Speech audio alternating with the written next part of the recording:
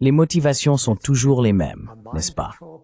C'est pour contrôler l'esprit de la population, en gros, pour les diriger vers un certain récit politique qui est plus en accord avec les dirigeants, afin que ceux-ci puissent rester au pouvoir.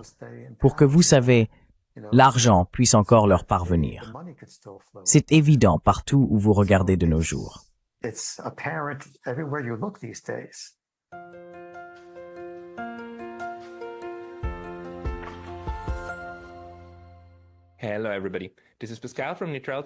Bonjour à tous, c'est Pascal de Neutrality Studies. Et il y a quelques semaines, j'ai reçu un email qui commençait comme suit. Bonjour, je suis un écrivain, producteur et réalisateur américain, lauréat d'un Emmy Award avec une histoire vraie que j'aimerais partager avec vous et votre public. Elle est basée sur mon expérience personnelle en tant que propagandiste rémunéré pour un criminel de guerre des Balkans. Après quelques recherches et une conversation avec mon spécialiste du Kosovo, il m'est apparu clairement qu'il s'agissait d'une histoire vraie. Alors j'ai invité son auteur. Aujourd'hui, je parle à Joe Trpician, l'homme chargé de créer une biographie de Franjo Tudman, le leader de la Croatie lorsqu'elle s'est séparée de la Yougoslavie. Joe, bienvenue. Merci Pascal. Merci pour l'invitation. Je l'apprécie. Merci d'être en ligne. Et j'espère ne pas avoir écorché votre nom. J'ai oublié de vous demander si vos noms de famille se prononcent Trpician. Est-ce correct? C'est Trpician. D'accord, presque. C'est Trpician. Alors, commençons par votre histoire. Puisque vous êtes un conteur, pourquoi ne pas commencer là où vous pensez que cela devrait commencer et nous raconter ce qui s'est passé?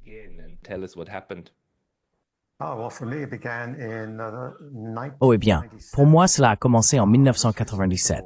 J'étais récemment divorcé, j'étais profondément endetté et ce travail m'était tombé dessus. J'ai été présenté à un homme nommé Jakov Sedlar, et il était et est toujours un réalisateur de films et de théâtre croate. À l'époque, il était également l'attaché culturel officiel de la Croatie auprès des Nations Unies. J'avais encore ma société de production vidéo où je faisais beaucoup de travail de post-production et d'animation. L'introduction à lui était qu'il m'a demandé de faire un travail, de créer une petite carte animée de la Croatie pour un film de voyage qu'il produisait.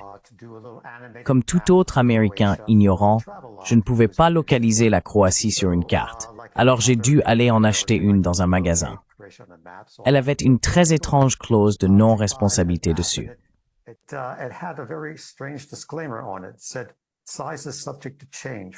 Il disait « La taille est sujette à changement en cas d'acte de guerre ». Maintenant, c'est un peu une blague, mais c'est 2 ans après les sanglantes guerres des Balkans des années 90. Et donc, certains de vos téléspectateurs peuvent connaître l'histoire. Mais pour moi, je n'en savais rien. Alors j'ai fait le travail. Il m'a remercié, il m'a payé, et quelques mois plus tard, il est revenu avec un scénario qu'il voulait que je révise. C'était un scénario pour une biographie de Franjo Tudman, le premier président de la Croatie, comme vous l'avez mentionné dans l'introduction, immédiatement après la séparation de la Croatie de la Yougoslavie. Alors je l'ai lu, et il y avait une section sur le livre de Tudman, publié quelques années plus tôt, intitulé « Les horreurs de la guerre ».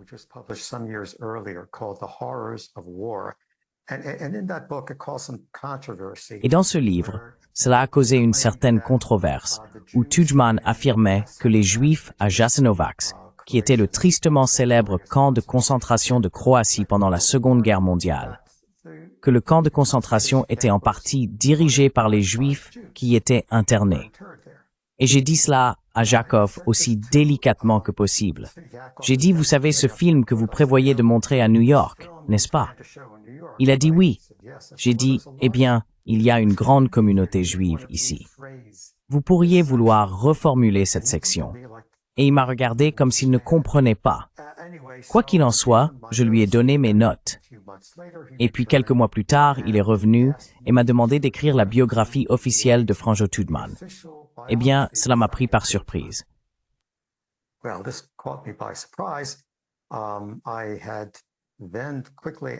J'ai alors rapidement demandé à la personne qui nous avait présenté, qui était mon médecin, et aussi le médecin de Jacob, comment ça s'était produit. Il a dit, eh bien Joe, je sais que tu es cinéaste et aussi auteur. Ça va bien marcher parce que je savais que tu étais fauché et que tu avais besoin de travail. Et c'est vrai. À cette époque, j'avais publié mon premier livre. C'est un livre humoristique intitulé « Le manuel officiel de l'enlevé par les aliens », une sorte de livre d'auto-assistance pour les enlevés par les aliens. Encore une fois, j'insiste, c'est un livre humoristique. Quoi qu'il en soit, j'étais perplexe. J'ai dit, Jacob, tu sais, je n'ai publié qu'un seul livre, et c'est un livre sur les aliens. Pourquoi me demandes-tu? Il a dit, Joe, non, Joe, tu es un artiste très important. Tu raconterais ton histoire.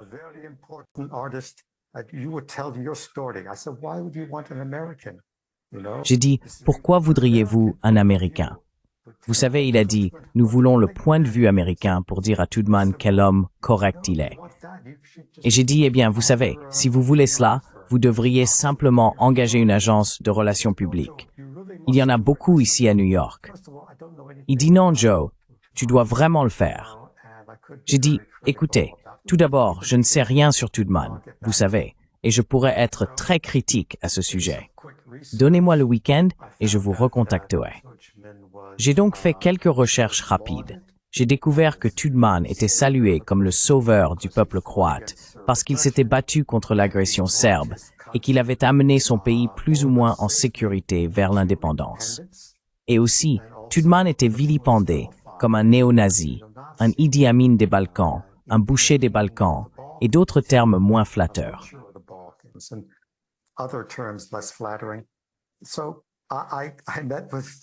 Alors j'ai rencontré Jacob le lundi après ce week-end. J'ai dit, écoute, Jacob, je peux absolument pas écrire ce livre, tu sais? Parce que si tu veux vraiment un livre officiel élogieux sur Tudman, A, je peux pas faire ça. Je n'aurais aucune crédibilité. Et B, même si je pouvais, je ne le ferais pas. Je ne veux pas être connu comme un propagandiste payé. Et il dit non, Joe, tu dois absolument le faire. Il était très insistant. Et j'ai dit, écoute, je vais être critique. Si je trouve quelque chose avec lequel je ne suis pas d'accord, je vais être critique. Il dit, ouais, Joe, écoute, je vais t'aider, te donner des informations. Et il m'a tendu cette brochure brillante. Il y avait une photo de Franjo Tudman serrant la main de Bill Clinton. Il était bien sûr le président pendant les guerres des Balkans. Et il dit, regarde ça. Voici ton président et notre président.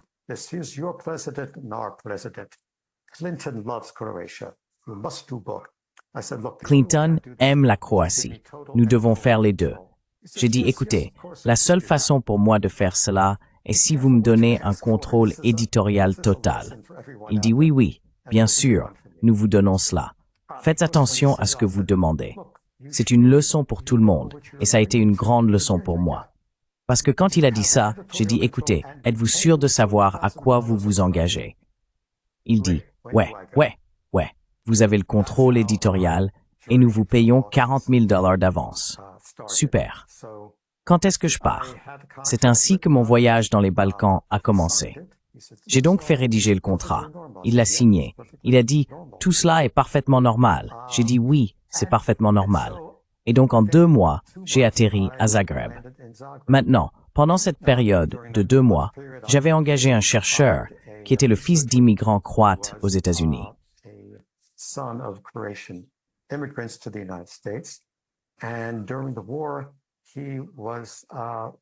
Et pendant la guerre, il était un fervent partisan de Tudman. Il a également été traducteur pour Tudman à de nombreuses reprises lors de négociations de paix. Il connaissait donc pratiquement tout le monde là-bas. J'ai ensuite entendu des commérages et des rumeurs selon lesquelles son nom était George Rudman et que George faisait du travail en freelance pour la CIA. Je ne peux pas vérifier cela, donc c'est une allégation. Quoi qu'il en soit, je l'avais pour un côté de l'équation. Puis j'ai rencontré un jeune homme nommé Ivo Skoric, qui était un réfugié politique aux États-Unis parce qu'il était journaliste indépendant et avait écrit des choses très peu flatteuses sur Tudman. Il a obtenu l'asile et m'a donné un point de vue différent de celui de George.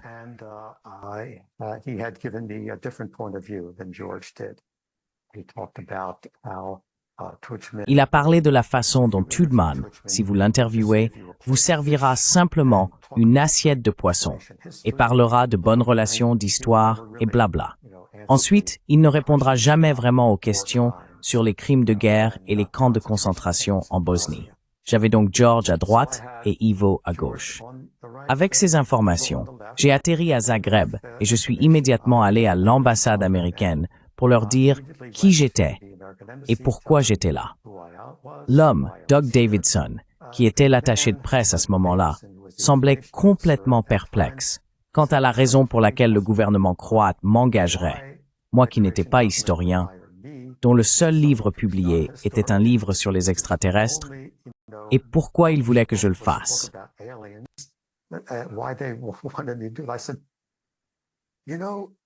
Je disais, vous savez, c'est quelque chose que j'ai toujours voulu faire. Vous savez, les affaires étrangères sont mon premier amour. Maintenant, à ce stade, beaucoup de gens me demanderaient, d'accord, quelle était votre véritable motivation? Je sais que l'argent devait être la motivation. J'ai dit oui. Mais rappelez-vous, j'étais aussi récemment divorcé, et j'espérais, en tant que nouvel homme célibataire, rencontrer des femmes des Balkans qui pourraient être impressionnées par un passeport américain. Donc c'est l'une de mes premières confessions. J'ai donc ensuite demandé à Vakov de m'emmener de bureau en bureau pour rencontrer politicien après politicien, interview après interview. Jamais je n'ai été autant menti par autant de personnes en si peu de temps.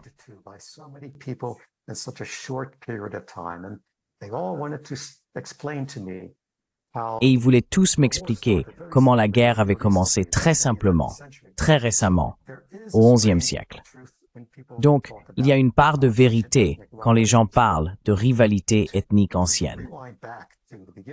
Mais pour revenir au début des troubles dans les Balkans, il faut comprendre que ce sont des personnes qui ont vécu ensemble, se sont mariées entre elles et ont élevé des familles ensemble pendant des décennies et des décennies. Et à l'époque de Tito, qui avait un exercice d'équilibre délicat entre l'Est et l'Ouest, la position politique de non-alignement, il a pu maintenir les différents groupes ethniques unis par la pire méthode possible, par la répression.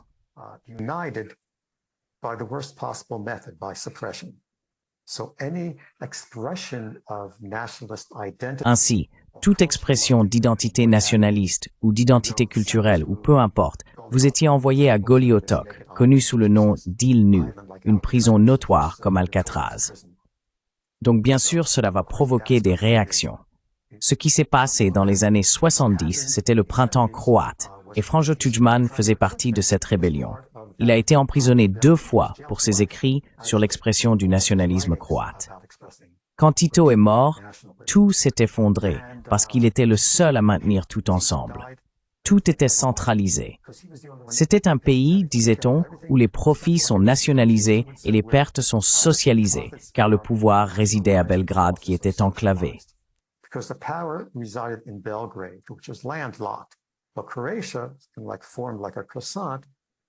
Mais la Croatie a été formée comme un croissant. Ils avaient une bande de terre très mince, mais longue, bordant l'Adriatique. Ils obtenaient une grande partie des revenus du pays grâce au tourisme. Et donc il y avait beaucoup de ressentiment à ce sujet, comme vous pouvez l'imaginer. Ainsi, après que Tito a passé l'arme à gauche, Slobodan Milošević a profité de sa mort et a prononcé un discours au Kosovo, où au début il ne réalisait pas ce qu'il faisait, mais il a obtenu une telle réponse lorsqu'il a dit « On ne vous opprimera plus », car les Serbes étaient une minorité au Kosovo et les musulmans étaient majoritaires. Et donc, en raison de cette répression du nationalisme, de l'identité nationaliste et de l'identité culturelle, il a pu former cette révolte avec les minorités serbes au Kosovo et principalement en Croatie.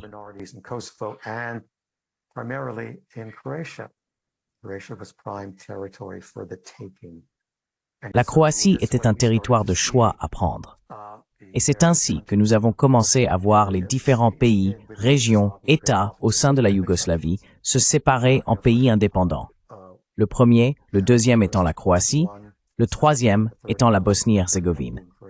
Et ce qui s'est passé, c'est que cela a déclenché des escarmouches, des combats, qui sont ensuite devenus « tu tues mon voisin, je brûle ta maison, tu brûles ma maison, je massacre ton village. Cela est devenu une guerre de représailles qui a duré plusieurs années. C'est ainsi que cela a commencé. C'est ainsi que je me suis retrouvé au milieu de tout cela, 2 ans après que la paix ait été négociée à Dayton, Ohio, aux États-Unis.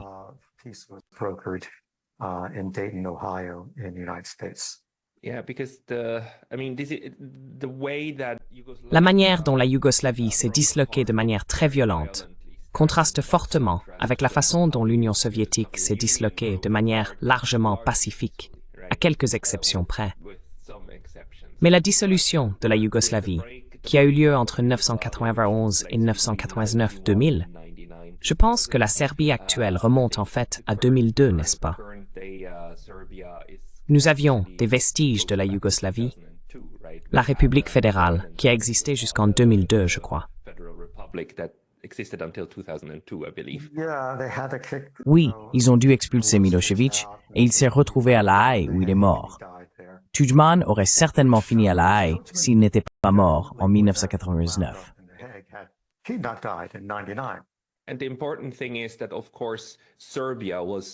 Et l'important est que bien sûr la Serbie était la partie la plus forte de la Yougoslavie et la plus grande partie de l'armée yougoslave était composée de Serbes.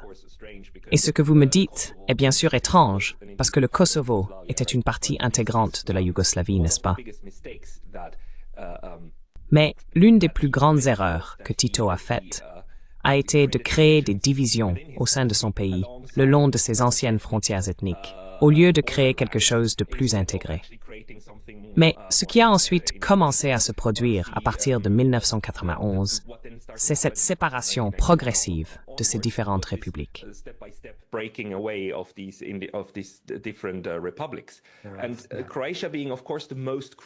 Et la Croatie étant bien sûr la plus cruciale, encore une fois, parce que c'est toute la côte. Je veux dire, sans la Croatie, la Serbie est essentiellement enclavée. Et aussi, les Serbes et les Croates ne vivent pas correctement en Serbie et en Croatie, n'est-ce pas? Ils sont partout et se marient entre eux. Ce n'est pas juste un village serbe et un village croate. Ce sont des Serbes et des Croates dans le même village. C'est pourquoi cette rupture a été si absolument horrible. Et le pire, certains des crimes de guerre les plus célèbres, Srebrenica, aidez-moi, c'était en 1995, n'est-ce pas? Il ne savait pas qu'il y aurait une written follow des dates dans cette interview, mais je peux facilement l'écrire.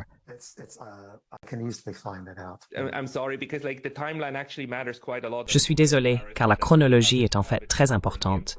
Je suis aussi embarrassé de ne pas l'avoir correctement devant moi. C'est juste parce que tant de choses se sont passées avec différents acteurs qui se sabotaient aussi les uns les autres. Mais peut-être passons-nous maintenant à 1987, lorsque vous êtes en Croatie, désormais indépendante, et vous savez, son propre pays.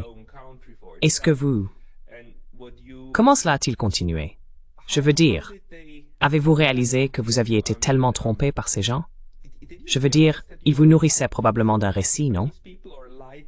Une manière dont ils voulaient que leur propre histoire nationale soit crue.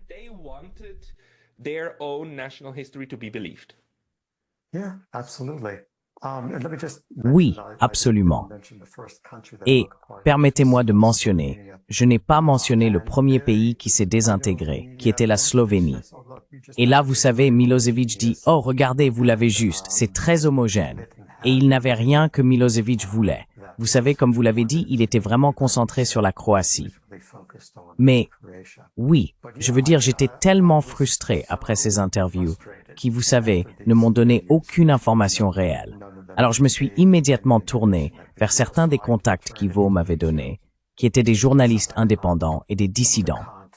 Et c'était assez intéressant, parce que lorsque j'ai passé mon premier appel téléphonique à un journaliste, il a dit « Oh oui, Monsieur Joe, nous avons entendu dire que vous étiez ici. Nous nous demandions quand vous appelleriez. »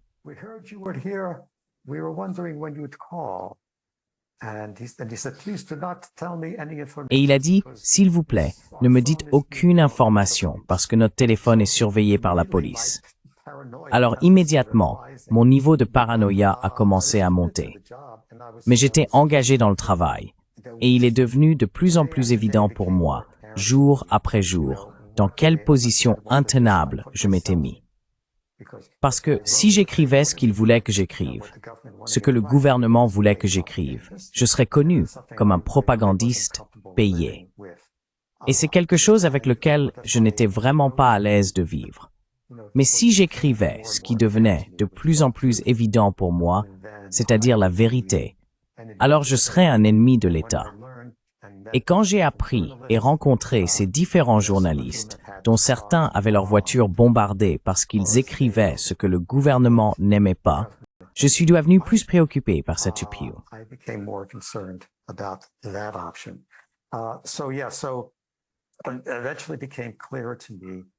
Il m'est finalement devenu clair que la raison pour laquelle ils m'ont embauché n'était pas seulement parce que le médecin de Yakov nous avait présenté, mais parce qu'il menait une grande campagne de relations publiques pour redorer l'image de Tudjman aux yeux de l'Occident. Maintenant, une grande raison à cela était que la Croatie voulait entrer dans l'UE, ce qu'elle a finalement fait. Et deuxièmement, ou peut-être premièrement, que Tudjman avait une peur bleue d'être convoqué au tribunal international pour les crimes de guerre à La Haye. Et donc, lorsque j'ai effectivement remis mon manuscrit quelques mois plus tard, Yakov m'a appelé immédiatement le lendemain. Il a dit « Joe, s'il vous plaît, venez, nous aimons votre livre, mais s'il vous plaît, venez, parlons-en. » J'ai dit « D'accord. » Alors il m'a fait asseoir et il a dit « Joe, vous écrivez un très bon livre, un très bon livre. » You write a very good book, very good book. Very small notes. De très petites notes. Tout d'abord, s'il vous plaît, ne mentionnez rien de l'époque communiste. J'ai dit, eh bien, vous savez, ça faisait une grande partie de la vie et de la carrière politique de Tudjman. Il était général de l'armée, un général de bureau dans la campagne de Tito. Il était le plus jeune à 23 ans. Il a vraiment rapidement gravi les échelons. Les gens débattent encore de la façon dont il a fait cela. Était-il un mouchard ou autre? Et puis Yakov a dit, une autre chose est le titre. Vous savez, j'ai dit, qu'est-ce qui ne va pas avec À l'ombre de Tito? Je pense que c'est très, vous savez, c'est descriptif de l'homme et du pays. Il a dit non, non, s'il vous plaît. Rien sur l'ancienne époque communiste. J'ai dit d'accord. Autre chose? Il dit oui. Oh, s'il vous plaît, ne mentionnez rien sur les crimes de guerre. Do not mention anything about war crimes. I said, it's not going to be believable. J'ai dit, ça ne va pas être crédible. Je ne peux pas faire ça. Vous savez, si vous voulez vraiment que l'Occident, en particulier l'Amérique, apprenne à connaître la Croatie, à quel point elle est formidable, comment elle est sortie gagnante des guerres des Balkans, comment l'Amérique les a soutenus avec des conseils militaires et un soutien, et à détourner le regard lorsque les armes sont arrivées. Si vous voulez vraiment que la Croatie soit connue comme un grand ami de l'Amérique, vous devez apprendre à être honnête, car toute autre chose semblera faux. Donc nous avons discuté de cela. J'ai négocié pour qu'on me donne $10 000 et je ferai une petite réécriture. J'ai essayé sincèrement de le rendre plus équilibré, mais cela ne leur a pas plu. Donc, le livre n'a jamais été publié.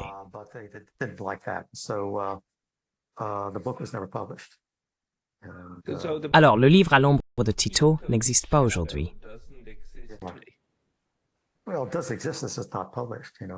Eh bien, il existe.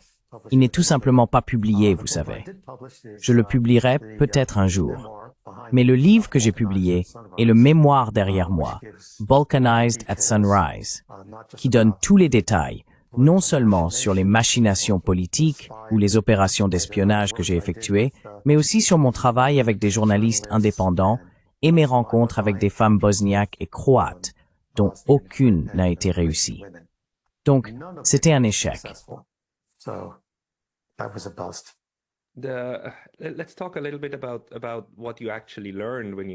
Parlons un peu de ce que vous avez réellement appris lorsque vous étiez là-bas.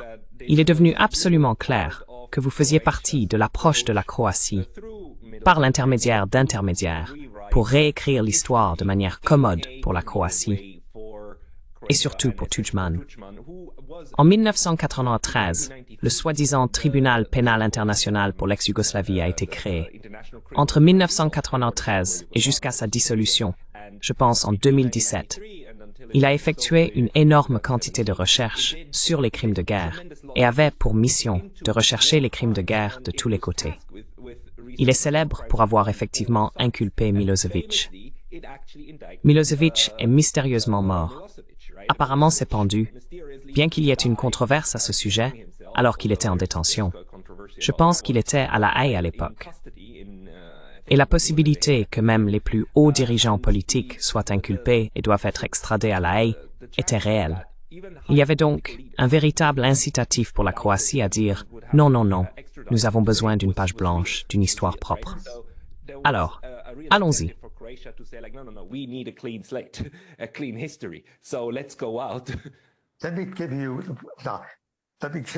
Permettez-moi de vous raconter l'histoire ici. Yakov avait organisé pour moi une interview de Tudjman devant la caméra. Il avait toute une équipe de tournage sur place. Et puis j'ai passé la majeure partie de 2 jours à interviewer Tudjman. La première fois, je secoue la tête parce que j'ai une migraine récurrente. Mais quand j'y repense, je demande, ça se passe comme ça. Alors parlez-moi de la façon dont vous vous êtes impliqué dans la politique croate. Littéralement, 40 minutes plus tard, il me donnait encore une réponse à cela. Et l'équipe de tournage, les caméramens s'endormaient, vous savez, à ce moment-là. Et donc j'ai dit, d'accord, écoutez, c'est le lendemain. J'ai décidé de poser les grandes questions. D'accord. Alors j'ai dit, la veille de la deuxième interview, qui était le 6 octobre 1997, un accord a été annoncé, selon lequel 10 des suspects de crimes de guerre bosniaques croates se rendraient volontairement à La Haye.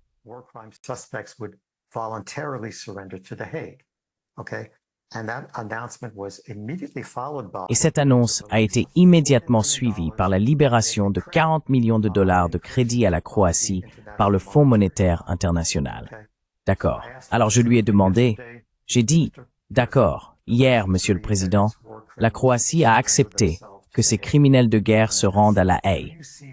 J'ai dit, voyez-vous les crimes de guerre comme une partie inévitable de la guerre?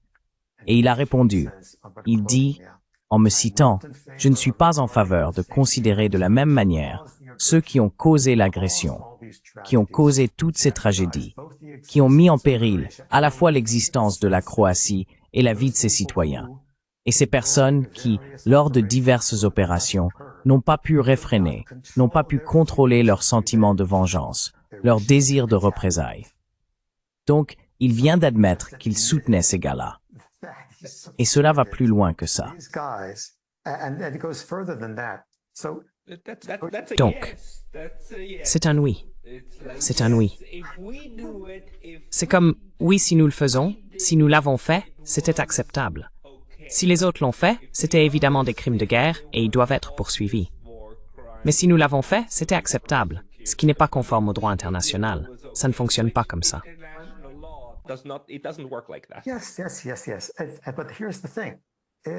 Oui.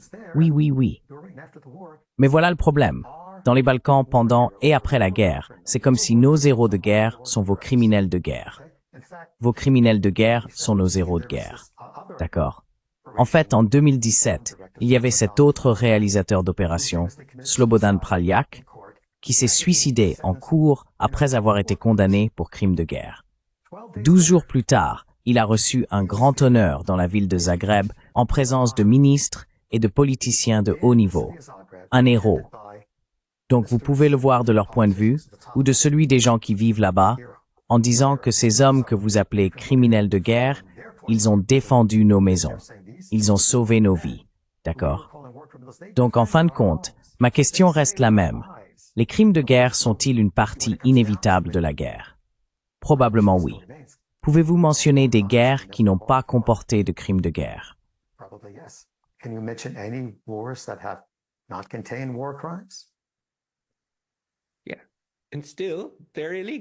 Oui. Et pourtant, ils sont illégaux. C'est comme dire, oh, les crimes sont-ils une partie inévitable d'un État-nation? Oui, ils le sont. Devraient-ils rester impunis parce qu'ils le sont? Non. Non, ils ne devraient pas. C'était aussi tout l'intérêt du tribunal, de dire non, nous examinons les crimes de guerre de tout le monde, et ensuite tout le monde devra assumer ce qu'il a fait, n'est-ce pas? Et c'est bien sûr quelque chose que les deux parties n'ont pas accepté quand cela les a touchés. C'est ce que vous voulez que l'autre affronte.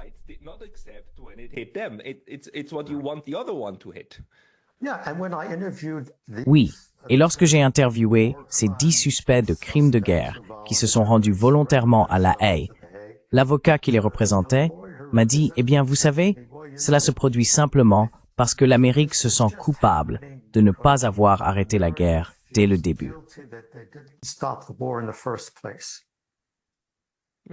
cas pourrait se être faux, mais ce n'est toujours pas une excuse.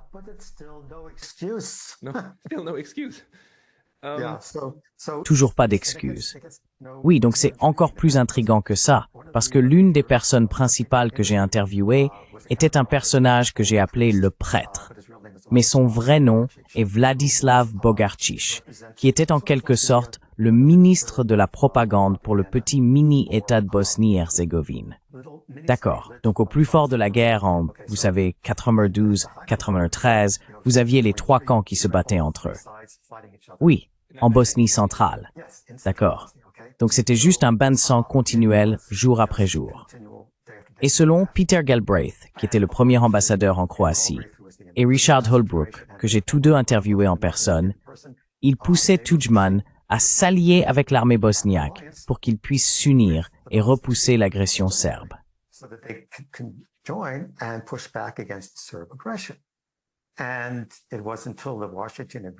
Et ce n'est que lorsque l'accord de Washington est arrivé qu'ils l'ont fait. J'ai posé cette question à Galbraith il y a quelques années et j'ai dit « Ne pensez-vous pas que ce retard de Tudjman à ne pas vouloir s'allier avec l'armée bosniaque était parce qu'il voulait que ses forces revendiquent plus de territoire que la Bosnie-Herzégovine avant d'accepter cette alliance ?» Et, vous savez, Galbraith dit, c'est une question intéressante, mais je ne le crois pas.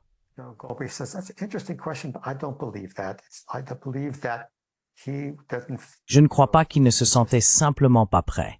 Il avait une grande haine des musulmans, et nous avons dû le pousser. Donc, quand vous parlez à des gens comme Galbraith et Holbrooke, c'est d'un point de vue vraiment américain.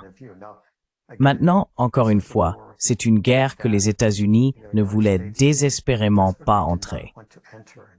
Et ce n'est que lorsque les faucons de guerre, comme Albright et Holbrooke, et Richard Holbrooke, ont dit qu'il était impératif que nous arrêtions le génocide de notre temps. Donc, ce n'était pas pour un gain territorial. Nous n'avions aucun intérêt vital réel là-bas. Comme l'a dit l'ancien secrétaire d'État Baker, nous n'avons pas de chien dans ce combat.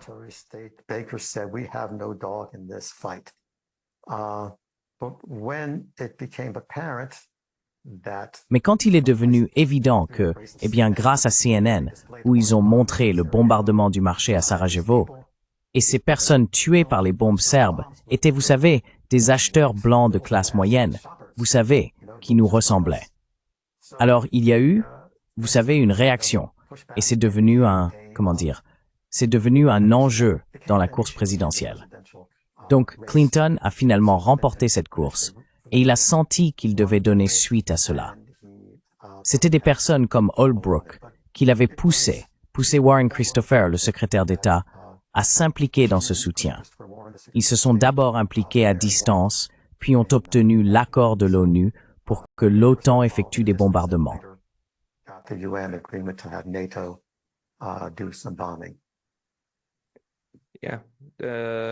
Oui, bien sûr. C'est à cela que tout se résumait en 1999, n'est-ce pas? C'est ce 95. Désolé, vous parlez du Kosovo. Désolé, vous parlez du Kosovo, pas de la Serbie plus tard. D'accord.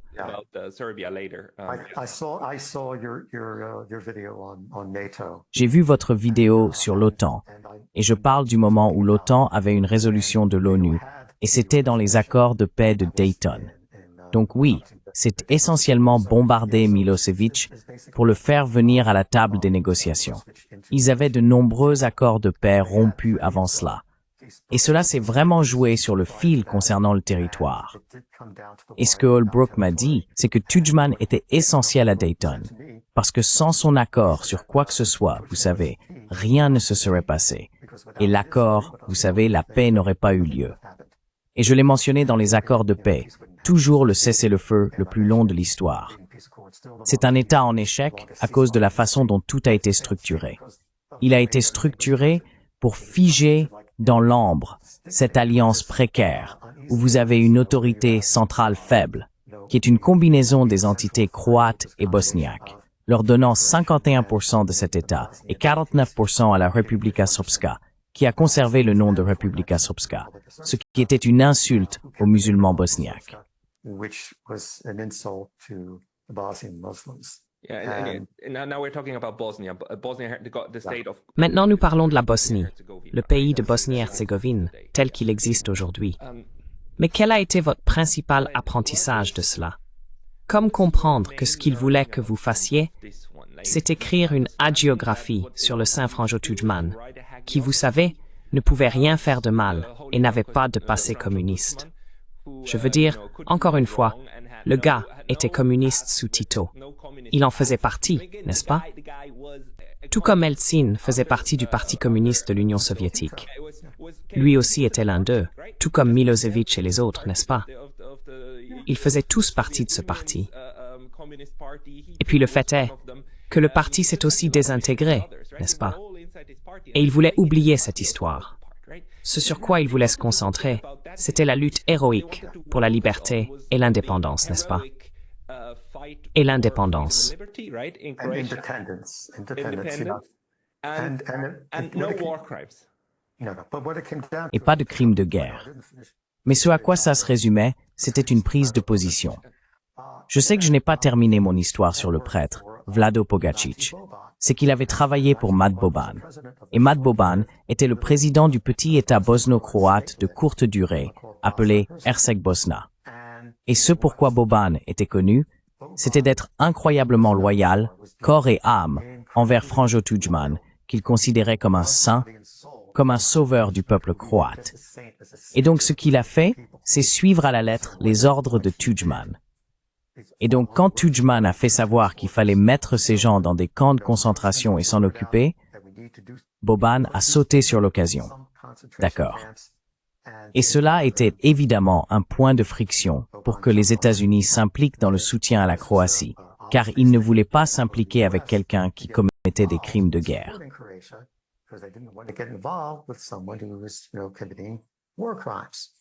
And so through Peter Galbraith. Et donc, par l'intermédiaire de Peter Galbraith, cela est devenu sa mission de s'assurer que Boban ne soit plus au pouvoir. Galbraith est apparu à la télévision croate et a parlé des crimes de guerre que Boban commettait et du fait qu'il ne pouvait pas utiliser la nourriture comme une arme parce que Boban arrêtait les convois de nourriture qui arrivaient. Ils étaient censés permettre l'entrée de l'aide pendant la guerre. Peu de temps après, Boban est tombé sur son épée. Il a simplement dit « Ok, je vais démissionner. J'ai tort. J'ai tout fait. Tout ce que j'ai fait, vous avez raison. C'est vrai. » Et cela a permis à Tudjman de ne pas avoir cette tâche de Boban sur lui. Cependant, bien sûr, tout est finalement sorti au tribunal des crimes de guerre.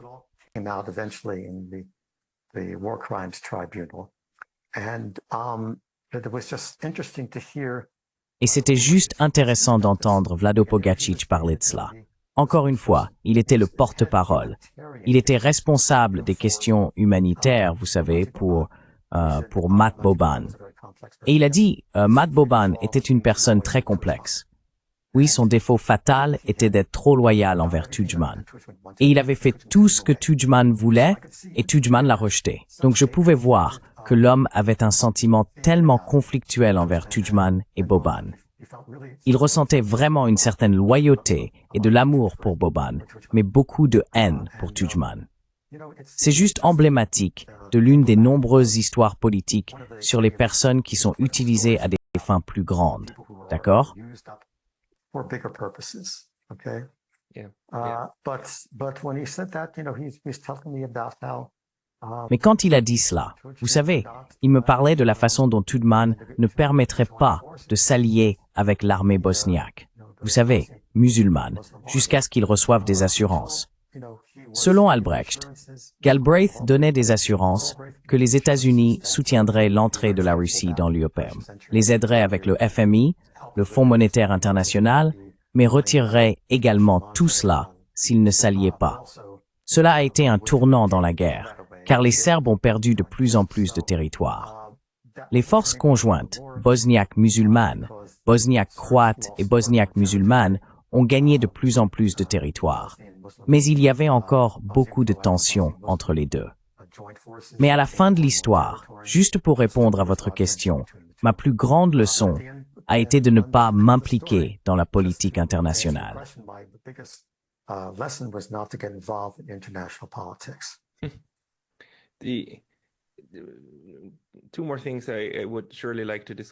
Deux autres choses que j'aimerais certainement discuter.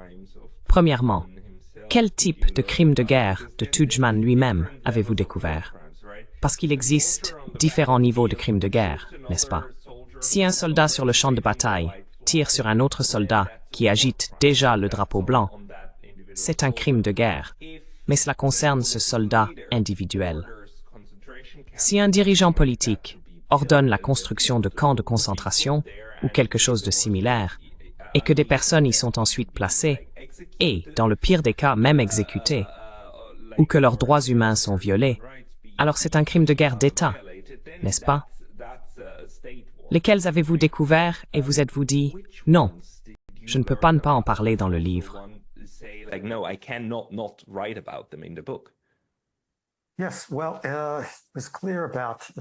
Oui, eh bien, il était clair au sujet de la connexion de Tudjman avec les camps de concentration en Bosnie. Et après la mort de Tudjman, des actes d'accusation ont été émis par la Haye contre les généraux. Et ils ont mentionné le rôle de Tudjman dans ce qu'ils appellent l'entreprise criminelle commune, qui visait à éliminer définitivement les Serbes de Croatie. Il y a eu l'opération Tempête en 1995. C'est un nettoyage ethnique, n'est-ce pas? Une opération de nettoyage ethnique. Oui, c'est un crime de guerre. Exactement. Oui, donc il y a eu de nombreux cas de nettoyage ethnique et de crimes de guerre. Et ce sont les points saillants.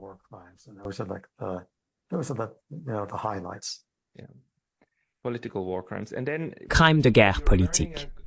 Et puis peut-être que vous apprenez le résultat de la façon dont il voulait que vous fassiez cela. Vous savez, quelqu'un qui est dans... Aviez-vous déjà votre ami à l'époque ou pas encore? Oui, je l'avais. Oui, je l'ai fait, parce que c'était en 91-92. J'ai pris ma retraite en 87.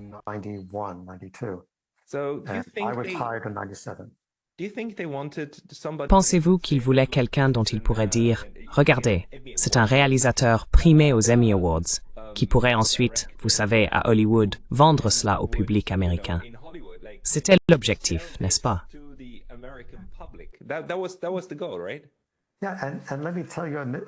Oui. Et laissez-moi vous dire quelque chose que je n'ai pas mentionné. C'était qu'après avoir examiné le scénario du film biographique de Jakov sur Franjo Tudjman, intitulé Franjo Tudjman, le George Washington croate, et avant qu'il ne m'engage pour le livre, il avait réalisé la biographie. Il m'a remis une copie. Je l'ai regardée, et il était écrit dans le générique d'ouverture, réalisé par Jakov Sedlar et Joe Tripician. Normalement, ça me dérange pas de partager les crédits, mais je préfère avoir réellement travaillé sur le film.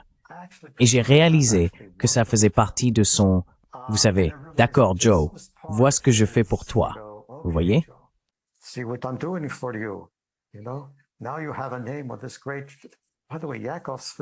Maintenant, vous avez un nom de ce grand, d'ailleurs, les films de Jakov, juste tellement maladroits.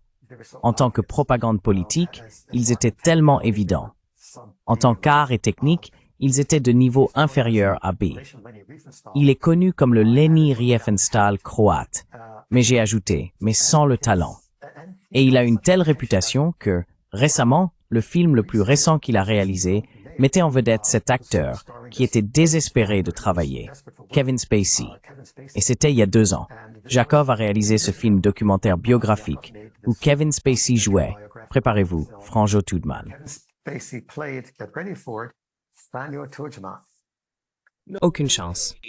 No way, dude. Pas And it was question. called Pas Once question, Upon a mec. Time in Croatia. Et ça s'appelait Now, I've only was able to get Il était une fois en Croatie. clips from Croatian Maintenant, TV, je n'ai pu but obtenir it's que not quelques extraits de la télévision croate And I parce don't qu'il know n'a pas the encore real été reason diffusé. is Yakov said Et je ne sais pas, la vraie raison est que Jakov dit qu'il n'a pas obtenu l'argent pour le sortir. a number of Mais je me people, souviens avoir parlé à plusieurs personnes, y compris des producteurs et des caméramans qui ont travaillé pour Jakov à la fin des années 90, qui n'ont toujours pas été payés par lui.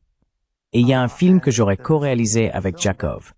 Vous ne pouvez pas en obtenir une copie à moins de chercher sur eBay, car le master et toutes les autres copies sont conservées au laboratoire. Toujours pas payé par Jakov. are kept in the lab, still haven't been paid by Yakov. So Yakov, he paid me this. Alors Jakov, il m'a payé cet argent. Mais quand il m'a payé cet argent, il me l'a versé en plusieurs versements. Le premier chèque a été émis par le Théâtre national croate. Un autre chèque a été émis par, je le jure devant Dieu, un restaurant italien dans le Queens à New York. Donc, il a pu collecter de l'argent et des contributions de la diaspora et des dons de 5 000, 10 000 dollars. Et il est capable d'utiliser cela avec l'argent de l'État, quand il travaillait encore pour Tudjman pour faire son travail. Mais, vous savez, après la mort de Tudjman, il a pu continuer à collecter de l'argent. Et il a un certain talent pour ça. He has quite a talent for that. So your story is actually it's not just Donc, how the votre histoire ne concerne pas seulement la façon dont l'État croate ou Tudjman a essayé de réécrire sa propre histoire, mais aussi la façon dont les personnes qui pensaient que c'était important, comme ce personnage, Jakov, croient qu'il est important de représenter correctement l'histoire croate, n'est-ce pas? Ce n'est donc pas seulement l'État. Ce sont des propagandistes et des idéologues qui veulent façonner un récit et le font par différents moyens. Ils engagent également des personnes comme vous pour raconter l'histoire et ils feront appel à vous. Et c'est ainsi que vous créez un récit si vous le faites à grande échelle. a narrative, like if you do that big enough. Yeah, and and so you look back on it. Oui. from today's Et donc vous regardez cela avec le recul d'aujourd'hui. Et vous voyez, regardez, ces efforts de propagande n'étaient rien. Vous savez, je veux dire, vous regardez ce que sont ces autres États autoritaires et le type de propagande qu'ils diffusent. Et c'est suralimenté, bien sûr, par les réseaux sociaux, très sophistiqués, très ciblés. Et c'est comme, mais les motivations sont toujours les mêmes, n'est-ce pas? C'est pour contrôler l'esprit de la population, en gros, pour les orienter vers un certain récit politique qui est plus en accord avec les dirigeants, afin que les dirigeants puissent rester au pouvoir, pour que, vous savez, l'argent puisse encore remonter jusqu'à eux. So that the money could still flow up to them. So it's apparent everywhere you look these Il est évident partout où vous regardez ces jours-ci. currently. Mais ce qui est intéressant actuellement, ce sont les types de manifestations qui se déroulent dans des endroits comme la Serbie. Les manifestations spontanées ont été déclenchées par cet accident mortel à la gare. Et cela a été simplement initié par des étudiants, puis les étudiants ont été rejoints par des agriculteurs, puis par des personnes de la classe moyenne.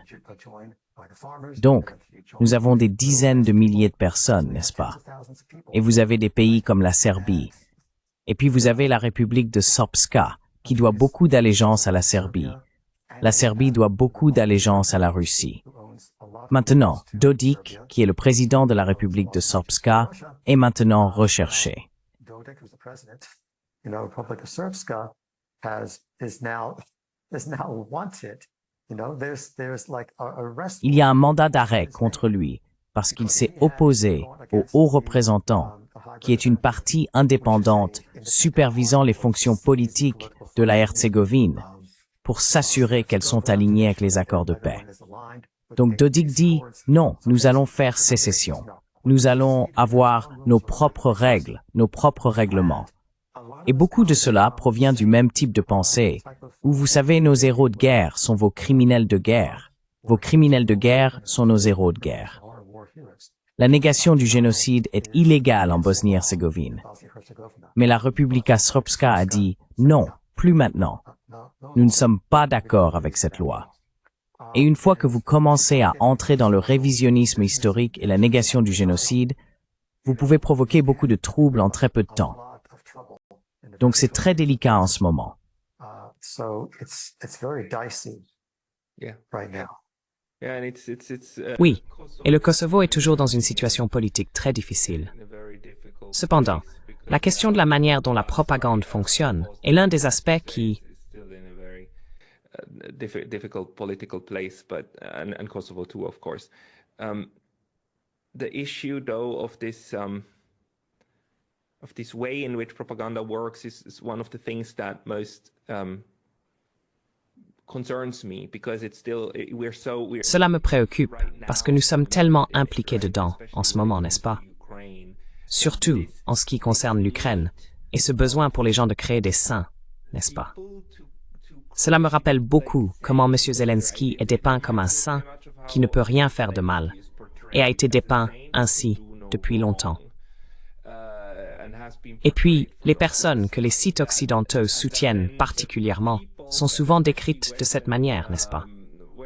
Ce sont ceux qui ne commettraient jamais de crimes de guerre, ou dont on ne peut pas parler de crimes de guerre dans ce sens, ce qui a une longue histoire et pedigree, n'est-ce pas?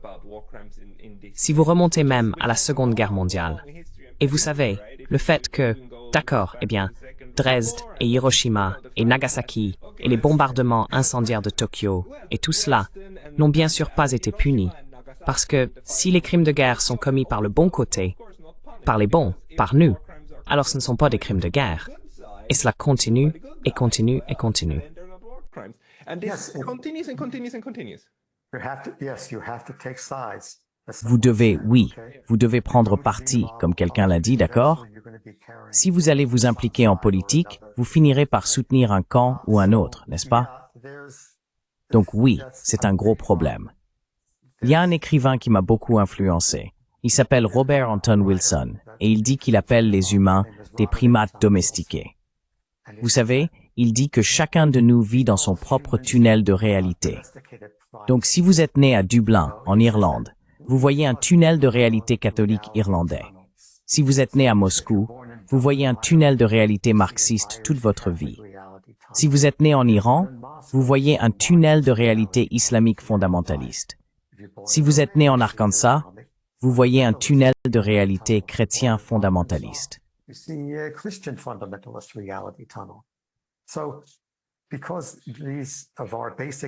Donc, en raison de nos impératifs territoriaux mammaliens de base, tous les mammifères veulent un territoire, n'est-ce pas? Et donc, vous savez, les mammifères le marquent avec des excrétions, d'accord? Et nous, primates domestiqués, le marquons avec de l'encre, des excrétions sur papier, des traités fonciers, et nous divisons les choses en frontières. Mais nous avons un désir instinctif et un besoin d'identité et d'appartenance à un groupe, ce qui est bien jusqu'à un certain point. Mais, vous savez, nos tunnels de réalité ne sont pas l'univers. La carte n'est pas le territoire. Le menu n'est pas un repas. Vous ne pouvez pas manger un menu, d'accord? À un certain moment, nous devons revenir à la compréhension, vous savez, des sciences cognitives. Et c'est là que les propagandistes ont excellé. Et les personnes qui essayent de lutter contre la propagande ne l'ont pas encore maîtrisée.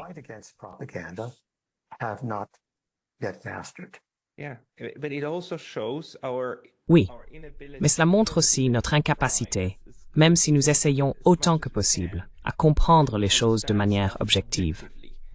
Nous comprendrons toujours les choses de manière narrative, comme une histoire. Nous relierons les points et nous créerons des chronologies, n'est-ce pas? Et puis, la chose la plus simple à faire est de créer une chronologie et une histoire qui conviennent à votre propre, comme vous le diriez, le tunnel, n'est-ce pas? It's Drace of the Rye. Le tunnel de la réalité. Et les gens vont très loin pour cela, et paient d'autres personnes, afin de recréer le tunnel de la réalité pour d'autres populations, afin qu'elles puissent partager ce tunnel, du moins dans cet aspect. Et puis une partie du tunnel, et bien sûr que vous ne voyez pas ce qui se trouve au-delà des murs, n'est-ce pas?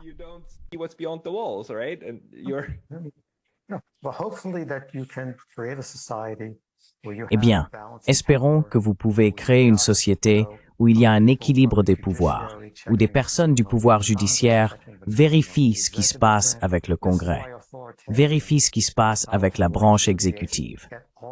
C'est pourquoi les autoritaires aiment mettre toutes les branches sous leur pouvoir, afin qu'il n'y ait plus de freins et contrepoids, plus de limites à leur pouvoir, et plus de limites à la quantité de pouvoir, d'argent et de dégâts qu'ils peuvent causer s'ils sont des autoritaires déchaînés, narcissiques et autodestructeurs.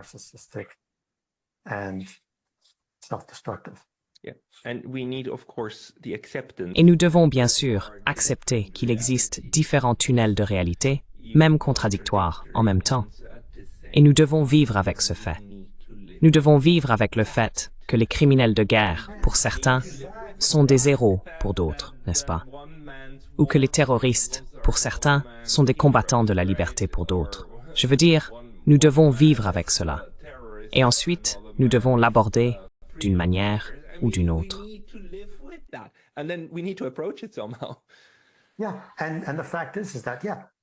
Oui, et le fait est que Tudjman était la seule personne capable de mener son pays hors de la guerre avec succès contre les Serbes. Il a pu constituer une force de combat du jour au lendemain, alors que la milice serbe, qui avait le contrôle, comme vous l'avez dit plus tôt, de l'armée nationale yougoslave et de toutes les armes. Maintenant, où trouvez-vous une force de combat efficace du jour au lendemain? Vous avez un nombre limité de soldats, mais vous en avez besoin de beaucoup plus. Alors, où cherchez-vous d'autres? Vous cherchez les voyous, les assassins, les tueurs à gages. Comment se fait-il qu'il n'y ait pas eu plus de crimes de guerre? Peut-être que c'est vraiment la question à poser.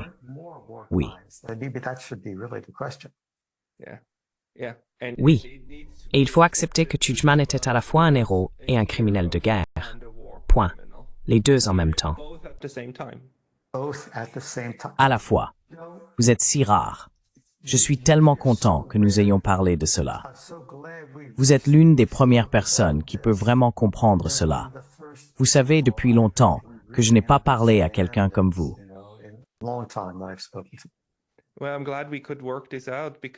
Eh bien, je suis content que nous ayons pu résoudre cela, parce que, vous savez, ce sont des faits, ce sont des réalités, que si nous ne les acceptons pas et ne les traitons pas, elles nous ruineront. Et je veux dire, la pire chose que nous puissions faire est de créer, comme vous l'avez dit, une hagiographie d'un leader politique que nous identifions ensuite à tort comme la solution à tous les problèmes. Ce n'est pas.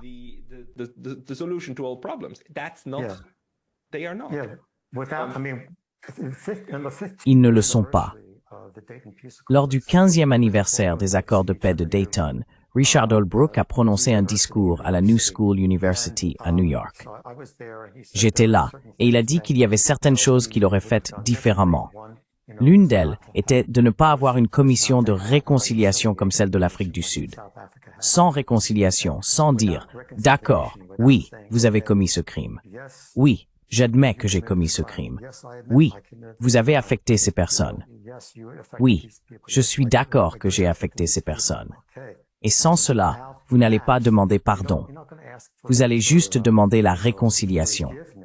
La réconciliation ne signifie pas qu'ils ne soient pas emprisonnés pour les crimes qu'ils ont commis. La réconciliation signifie que vous venez réconcilier votre propre passé et peut-être votre propre complicité. Peut-être que vous avez été pris dans le tourbillon. Peut-être que vous avez cessé de parler à votre voisin. En fait, il y a une vieille expression croate qui résume cela. C'est une vieille malédiction croate. Que Dieu fasse mourir la vache de mon voisin. May God strike dead my neighbor's cow. Pas mon voisin, la vache de mon voisin. La vache de mon voisin. C'est là que ça commence. Ça commence avec les animaux, puis ça progresse jusqu'au niveau humain. C'est ce que nous devons arrêter. C'est très intéressant que vous ayez mentionné cela, parce que j'ai une vidéo avec une juge allemande qui travaillait avec le tribunal en Afrique du Sud, et elle a aussi une histoire très passionnante à raconter à ce sujet. Je vais maintenant réfléchir à la question de savoir si je publie d'abord cette discussion ou la sienne. mais elles vont certainement ensemble, parce que la réconciliation est ce à quoi nous devons aspirer. Tripicien, je tiens à vous remercier beaucoup d'avoir partagé votre histoire et de nous avoir donné des perspectives supplémentaires. C'était un plaisir, Pascal. Merci beaucoup. Merci.